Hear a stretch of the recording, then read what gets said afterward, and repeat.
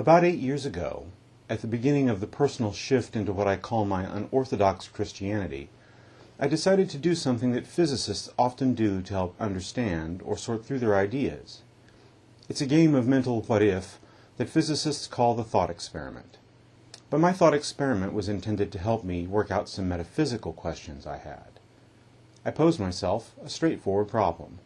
If I were God, and wanting to create the reality that I have known all my life, what I often call the theater of experience, what would the ingredients, the basic building blocks of that reality be? What elements would need to exist to fashion a universe in which all the experiences from my memories could take place? Very quickly, I came up with a short list of 6 things which I've illustrated in this picture. Space, time, matter, energy, mind, and spirit. Having studied physics, I could see as soon as I finished this list that it could be simplified. One of the most important ideas from Einstein's theory of relativity is that space and time are not actually separate and distinct from one another, but rather different manifestations of the same thing, which scientists have given the name space-time. So my list shrank to 5 things: space-time, matter, energy, mind, and spirit.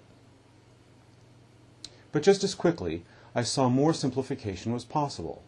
Einstein had also given us E equals mc squared, which is the formula for the matter-energy equivalence. Matter and energy are also not as separate and distinct from one another as they seem, and could be transformed from one into the other. I couldn't think of a cozy word to combine matter and energy, the way science had done with space-time, so I merged these 2 things using the word substance. Now my list had just 4 items: space-time, substance, mind, and spirit. At this point, I got excited by the way pairs of items in the list were merging, so I looked at the last 2 items to see if there was a way they might also be different manifestations of the same thing. And very soon, it came to me that both mind and spirit were different expressions of consciousness. Now my list had just 3 things needed to create the universe: space-time, substance, and consciousness. At this point, I thought that it would be amazing if there was a way in which the 3 things left in the list would combine into a single thing, one singular essence from which all of our known reality could be fashioned. I sat there, racking my brain for a concept that would encompass these 3 things. That was when I had a sudden moment of revelation. Out of nowhere, it occurred to me that the thing I was seeking was already in the list: consciousness. As soon as that thought entered my mind, I had a knee-jerk reaction against it. How could things as observable, as tangible, as quantifiable and measurable as space and time and matter and energy exist as expressions of something that had no known form, was not directly observable, and could not be in any meaningful way measured? That was when another revelation took place. Of course it was possible. The how of it became obvious at once. The blending I was looking for takes place in one of the most mundane and common of human experiences: in dreams.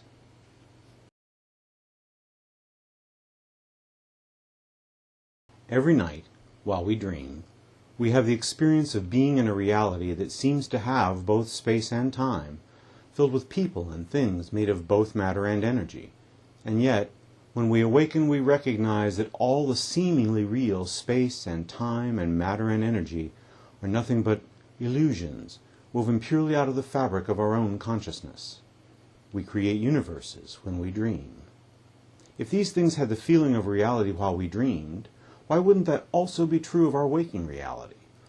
What reason is there to believe that all we take for granted as real is not actually woven out of another consciousness, a larger consciousness than any we possess, a consciousness so vast and powerful that it sustains a dream with untold billions, perhaps trillions of created characters and a universe of apparent infinite size and complexity? The mind of God. Creation from nothing? Why not? We do it every night, several times a night. And not only do we create space-time and substance in our own dreams, we fill it with created characters that owe their existence entirely to the background field of our own consciousness. And suddenly, seen from this point of view, a number of things in my spiritual beliefs began to make sense.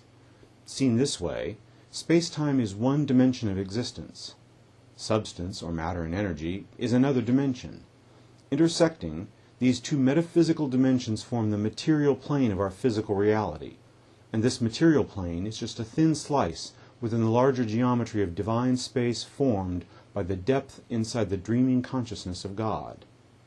To me, while the universe exists within God, and therefore God is present at every place and in every moment in our universe, the boundaries of God extend well past the boundaries of the physical universe. While some people believe the universe is God, I believe there is more to God than just the material universe. The manner in which I conceive God is called panentheism, a belief that while God permeates all of the universe is contained within God.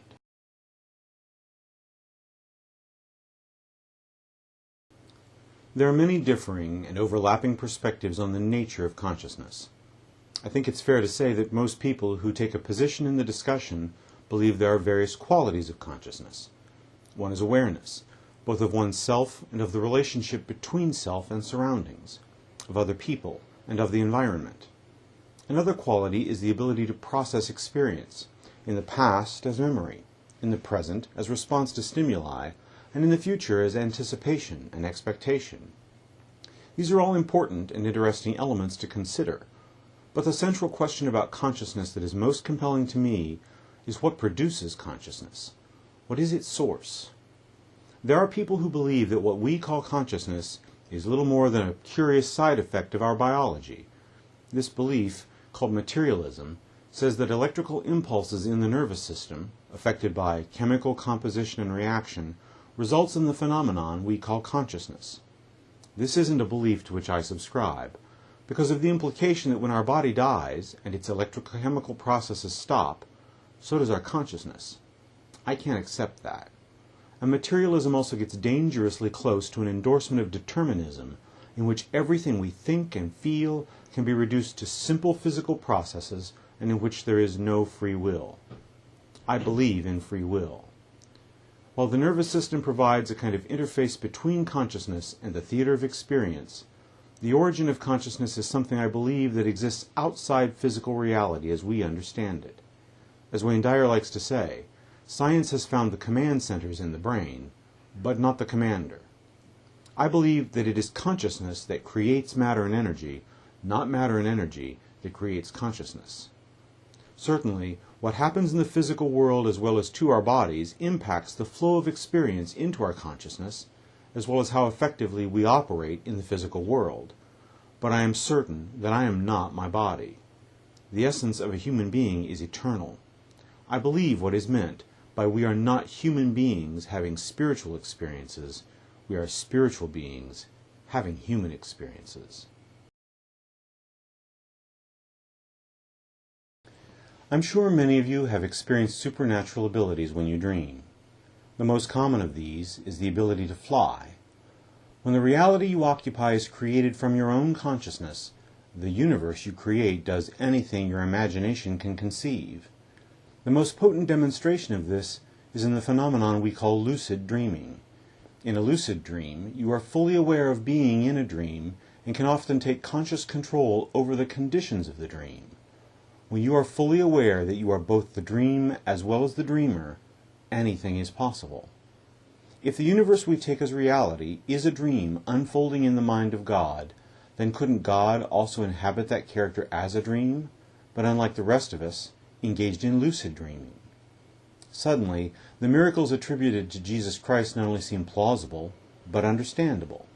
Aware in a lucid fashion of being both the dream and the dreamer, Christ could easily have the ability to take control of any aspect of the dream and bend the behavior of reality to his will. The belief that human beings manifest what we think about is emerging in the messages of a number of contemporary teachers.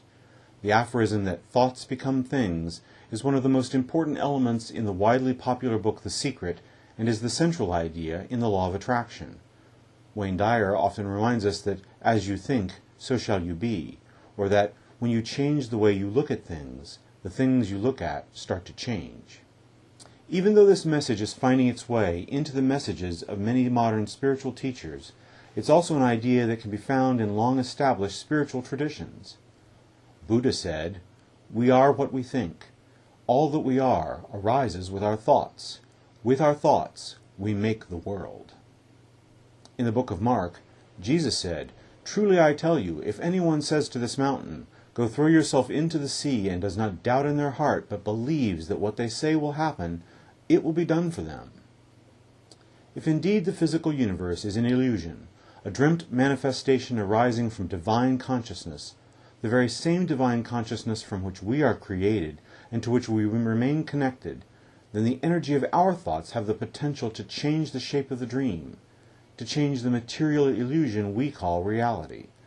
What remains to be explored are the details of the bridging concepts between these long-held spiritual ideas and the workings of the physical universe. Quantum mechanics has already suggested that human consciousness affects the outcome of physical systems it observes. I believe that not only is God within all of us, but because God permeates every part of the reality in which we exist, but also through that divine birthright, the power of God rests within each of us to reshape reality, not just in a metaphorical or philosophical way, but in very concrete and tangible ways, within each of us individually, and within the whole of the human race, part of a grand evolutionary journey toward enlightenment and the full awakening of Christ consciousness. I'd love to know what you think about this video. You can write me on the email address at the screen. My thanks to God for this chance to share with you, and may the gifts of love, joy, peace, and enlightenment come to you all.